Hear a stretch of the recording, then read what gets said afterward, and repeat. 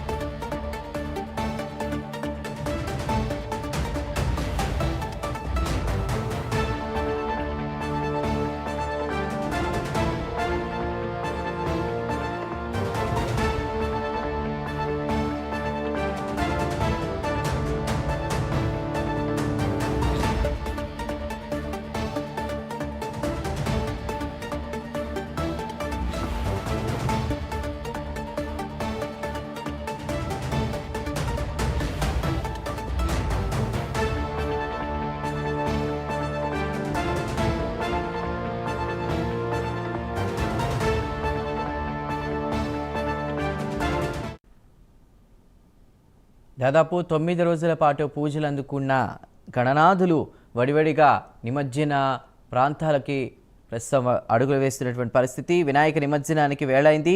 9 రోజుల పాటు ఘనంగా పూజలు అందుకున్న గణనాథుడు ఇవాళ గంగమ్మ ఒడికి చేరనున్నాడు. హైదరాబాద్లో అధికారులు ఇప్పటికే భారీ ఏర్పాట్లు చేశారు. దాదాపు 50,000 విగ్రహాలు నిమజ్జనానికి వస్తాయన్న అంచనాతో 30,000 మంది పోలీసులతో బందోబస్తు ఏర్పాటు చేశారు. ఇప్పటికే మనకున్న సమాచారం ప్రకారం 20 చెరువులు, 74 కృత్రిమ కొలన్ల వద్ద 134 క్రేన్లు, 259 మొబైల్ క్రేన్లు కూడా ఏర్పాటు చేసినట్టు తెలుస్తుంది. ప్రస్తుతం అక్కడ ఖైరతాబాద్కి మళ్ళీ మనం వెళ్దాం. అక్కడ వివరాలు అందించడానికి మా ప్రతినిధి కుమార్ సిద్ధంగా ఉన్నారు. కుమార్, ఏంటి అప్డేట్ ఏంటి? నిమజ్జనం సందర్భంగా కూడా భారీ భద్రత ఏర్పాటు చేసినట్టు తెలుస్తోంది. దాదాపు మనకి వాళ్ళు ఆల్రెడీ చెప్పారు 12:30కే రాత్రి పూజ చేసి కలశం అది కదిపామని. మరి ఎంతసేపట్లో శోభాయాత్ర ప్రారంభమయ్యే అవకాశం ఉంది? ఇక మరి ఇంతకుముందే మనము అక్కడ ఉన్నటువంటి ఆలయ కమిటీ మెంబర్లను అడిగి తెలుసుకోవడం జరిగింది. జర్రంతా మరి వెల్డింగ్ పనులు నడుస్తున్నాయి కాబట్టి జర్రంతా ఆలస్యం అయ్యే పరిస్థితి అయితే మనకు కనిపిస్తున్నది.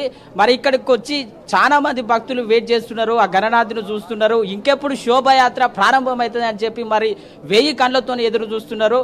మరి నా పక్కకు ఒక ఆమె ఉన్నది, ఏం సంగతి ఏం కథ ఒకసారి అడిగి తెలుసుకునే ప్రయత్నం చేద్దాం. అమ్మా, నువ్వు ఏరికెళ్ళి వచ్చినావు?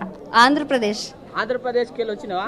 మొత్తం మీద మరి ఖైరతాబాద్ వినాయకుని చూడనికే బార్డర్ దాటి వచ్చినావు. మరి మొత్తం మీద అయితే చూసినావు, ఎట్లా అనిపిస్తున్నది నీకు? చాలా ఆనందంగా ఉంది. ఎందుకంటే అక్కడి నుంచి ఇక్కడికి వచ్చి దేవుణ్ణి నిజంగా కళ్ళతో చూసేసరికి చాలా ఆహ్లాదంగా ఉంది.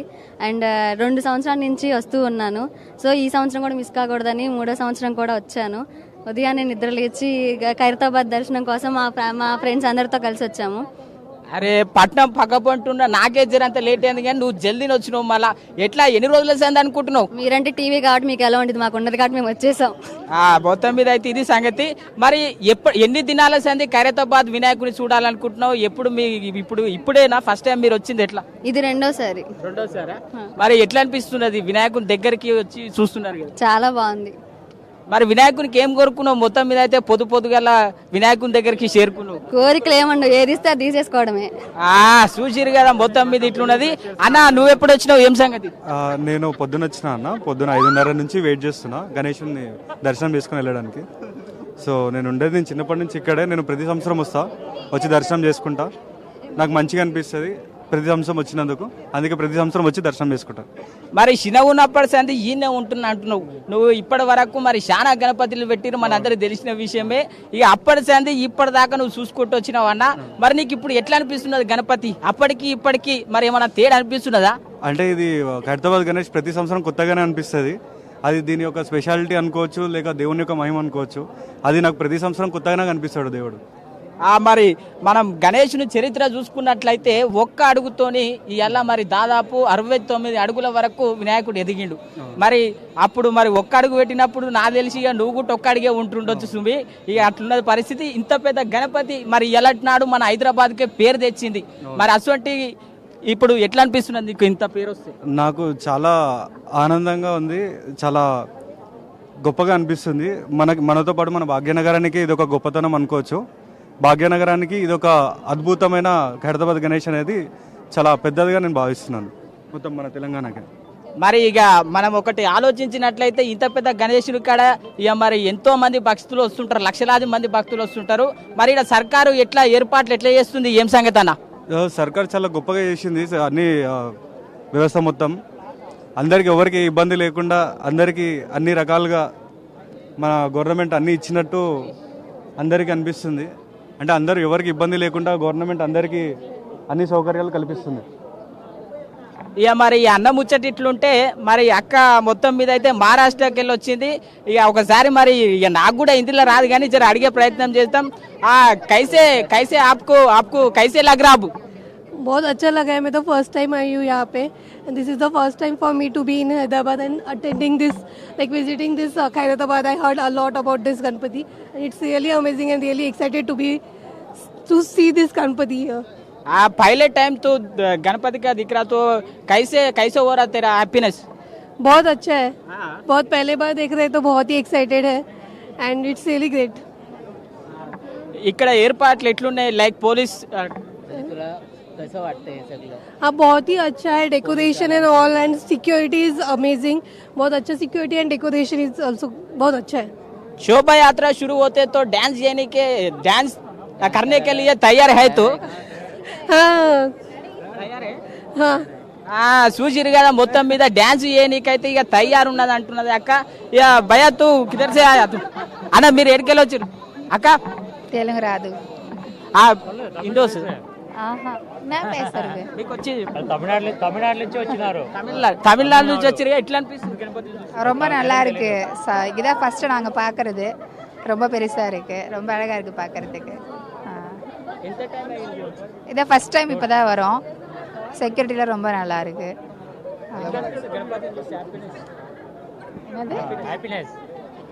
ரொம்ப சந்தோஷமா இருக்கு. ఇక మొత్తం మీద ఇట్లా ఇక మరి భక్తులైతే చిన్న సంతోషపడతలేరు. అబ్బా ఆ పెద్ద వినాయకుడిని చూసి చాలా మంచిగా సంతోషం అవుతున్నదని మస్తు మంది భక్తులు సంతోషపడుతున్నారు.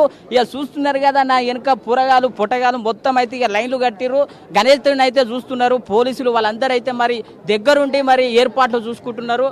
మరి ఎవరికి ఎటువంటి ఆటంకం కలగకుండా మరి ఏర్పాట్లు అయితే చేసిండ్రు పోలీసులు. ఎప్పటికప్పుడు మరి ఎవరెవరు వస్తున్నారు, ఎవరెవరు పోతున్నారు, ఏం సంగతి అని చెప్పి మొత్తం మీద అయితే ఆలోచన చేసి మరి నిర్ణయాలు అయితే తీసుకుంటా ఉన్నారు పోలీసులు. ముఖ్యంగా వాళ్ళు ఎవరు లోపలికి పంపించాలి, ఎవరిని బయటికి పంపించాలి, మీడియా పాసులు ఉన్నాయా, ఎట్లా వాళ్ళకు ఎవరెవరు ఇంపార్టెంట్ పర్సన్స్, మరి లీడర్లు ఎవరెవరు వస్తున్నారు, వాళ్ళందరినీ అడిగి తెలుసుకున్న తర్వాతనే మరి వినాయకునికి దగ్గరికి మొత్తం మీద అయితే పంపిస్తూ ఉన్నారు. ఇక మరి ఇది ముచ్చట. ఇంకా కొంతమందితో మాట్లాడే ప్రయత్నం అయితే చేద్దాం.